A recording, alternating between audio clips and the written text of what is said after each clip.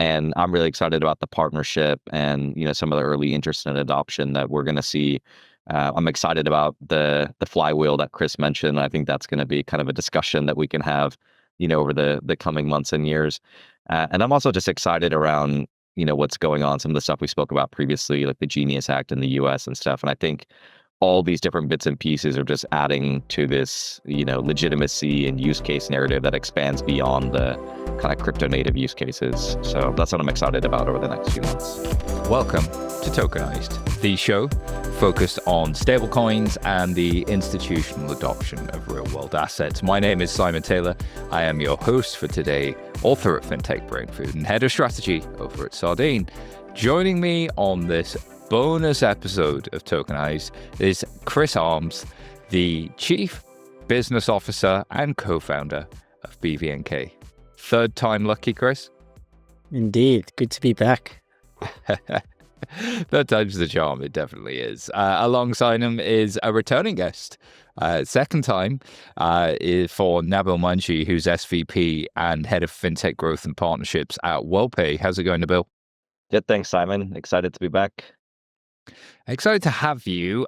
Before we get into the show, everybody, just a quick reminder, views and opinions of contributors are their own and might not reflect those of the companies. Please don't take anything we say as tax or legal advice or investment advice. Do your own research. And if you listen to the last show, you'll know Chris and Nabil are our guests. We talked a lot about there's a stablecoin for everyone, but we should hear some thoughts now about their awesome news. And this news is incredible. Worldpay, who handle $2.3 trillion of payments annually across 146 countries, has partnered with BVNK to integrate stablecoin payouts across its merchant network. Merchants can now fund accounts in USD, Euro, and GBP, but can pay out globally in seconds via stablecoins. It eliminates settlement delays, so from 3 days down to 3 seconds. And Chris, I'd go to some PR quotes now typically, but let's discuss this live. How big of a deal is this for you guys to be working with somebody as big as Worldpay? Yeah, I think it's a major one for us. And you said it in the headline there, Worldpay do 2.3 trillion in payments volume, making this one of the largest real world integrations of stablecoins to date. And it's right up our alley in enabling those payments use cases. So, if you look at some of the, I would say Worldpay is not really new to stablecoins. They've been in the space for quite some time, but I think this is a new use case that they're really seeing demand for. And, I'd definitely hand over to Nabil to give us a bit more insights on what he's seeing from the merchant base. Yeah, I kind of want to step through that use case, like merchant payouts. Tell me what that looks like today and how stablecoins help it. Yeah, so payouts is funny. It's like the sleeping giant within WorldPay. So, as you guys mentioned, we're doing about 2.5 trillion in payment acceptance volume around the world. But we also do almost $200 billion in payouts volume around the world. And what I mean by that is payout transactions that oftentimes have nothing to do with a payment acceptance transaction at the other end. So think about a marketplace paying out its sellers every day or every week, or a gig economy company paying out its creators, again, on a regular cadence. And so what we're essentially doing here with BVNK and are excited to launch is the ability for those clients of WorldPay, whether they're a gig economy company, a marketplace, or really just any business, giving them the ability to pay out a third party around the world with stablecoins. And as you mentioned, Simon, we talk frequently, and I'm sure you've talked extensively here on Tokenized about the benefits of that. So we're excited to bring stablecoins as a payout option to that client base on our global payouts platform. And Chris, how does this work under the hood?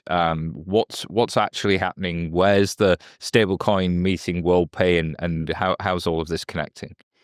Yeah, so I think the core thing for BVNK is because it's this full stack solution being not just the tech stack, but the licensing as well as tier one banking partners, and bringing that all together to deliver an enterprise grade solution for WorldPay was really, I think, key. And what we really did, it's integrated into Worldpay's payouts platform. In that platform today, as Nabil said, there's a push to card payment, there's a push to digital wallet or push to account sort of payout, and we bringing in that push to stablecoin. And what it really looks like under the hood is, Worldpay will integrate BVNK's APIs into the platform, bulk fund in USD, Euro, or GBP, and those stablecoins can go, from a merchant to an end user anywhere in the world, instantly and on multiple different blockchains and multiple different using multiple different stablecoins. And that end user could be just any compatible stablecoin wallet. Is there a limit to the networks involved? And where are you seeing the demand, Nabil, from your client base? Is it sort of long tail markets? Is it G20, or is there no pattern to it? Yeah, I would say it's a little bit early in terms of the specifics, but what I would say, at least from a vertical perspective, is it's broad-based. We've got marketplaces, as I mentioned, that are interested in paying out sellers. We've got enterprises that are interested in paying third parties, like vendors, for example, in potentially tricky corridors or where, traditional fiat rails are less expensive. Online media companies needing to pay out their customers who want to withdraw balances, things like that. So, based on the early signs, I would say the demand from a vertical or use case perspective is broad-based. And my guess is we'll probably see a mix of clients who are, trying to use the solution to solve challenges in those corridors where stablecoins are just much more efficient or much more quick than the fiat alternative. But then I would expect we'll also see use cases in the G20 or more developed economies where people just want to hold stablecoins.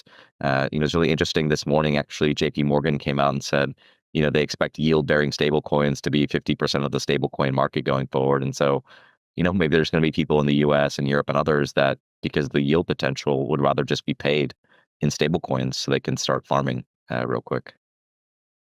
Chris, what are you looking forward to over the next few weeks and months with this? Are you going to be learning along with the guys? Are you going to be hopefully expanding use cases? And where do you think this market kind of payout use case evolves from here? Yeah, I think, we're working really closely with Nabil and the team on, picking those initial launch verticals and how we go to market on that. Integrations are currently underway.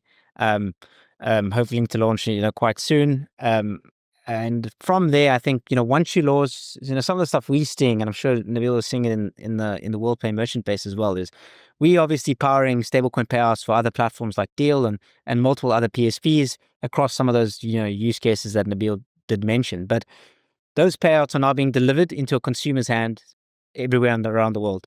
Once they have those stablecoins, they want to spend those stablecoins. So we're actually starting to see that flywheel kick in where, hey, I have stablecoins, I want to pay for my Netflix subscription. So we're actually seeing some of the payouts use cases starting to drive, payment acceptance in stablecoins as well. So we're quite excited about that. And I think, PSPs are, approaching the space very early, starting probably similar to, Worldpay did settlements for merchants, which is more of a B2B treasury use case, rolling out into payouts feed pay-ins, and then you've got come back in, let's add pay-ins inside the merchant gateway. So that's, I think, definitely the trend we're seeing across the PSP space. It's a helpful roadmap. Learn through treasury, where you're in a bit more control. It's a bit closer. Both sides of that transactions. Payouts, clear demand, very, very clear sort of opportunity, well understood as a step 2. And then a step 3, that's when you start to see the pay-in flywheels really kick in. All right, gents. Well, if there's anything else you want to jump in with now, just let me know what people can expect, or if not, we can close out here. Yeah, I think I'll just leave it like a closing remark. Really, is, stablecoins aren't the future of payments. They really are the present. This is happening now. It's not it's not some pie in the sky in the future. We're just really exciting to bring this bring stablecoins at scale to a network like Worldpay's. Yeah, there's a lot of concerns that it's all hype. But when I look at the data, when I see the logos, I do start to think, now this does feel a little bit different. So you make a great point, Chris, and Nabil's presence speaks volumes, doesn't it? Yeah, I would just add one thing. I think we're kind of getting to that point in the market, and particularly within payments, where stablecoins aren't just a crypto thing anymore. They are, as Chris said, they're like a payments and financial services thing now. And I'm really excited about the partnership and, some of the early interest and adoption that we're going to see. I'm excited about the flywheel that Chris mentioned. I think that's going to be kind of a discussion that we can have, over the coming months and years. And I'm also just excited around, what's going on, some of the stuff we spoke about previously, like the Genius Act in the US and stuff. And I think all these different bits and pieces are just adding to this, legitimacy and use case narrative that expands beyond the kind of crypto native use cases. So that's what I'm excited about over the next few months.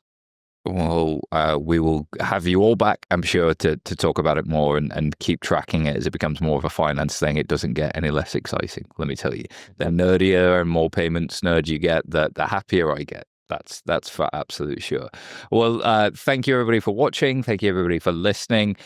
Chris, where can people find out more about you and BVNK? BVNK.com and Chris Harmse on LinkedIn. And Nabil? Yeah, worldpay.com and Nabil Manji on LinkedIn. You'll find me at fintechbrainfood.com, sardine.ai, or Simon Taylor on LinkedIn. And you'll also find more episodes of Tokenized if you hit subscribe. And if you're watching on YouTube, go ahead and like. It really, really helps us. Comment, leave us a review. It really, really helps others find the show. If you enjoyed this, we'll see you soon.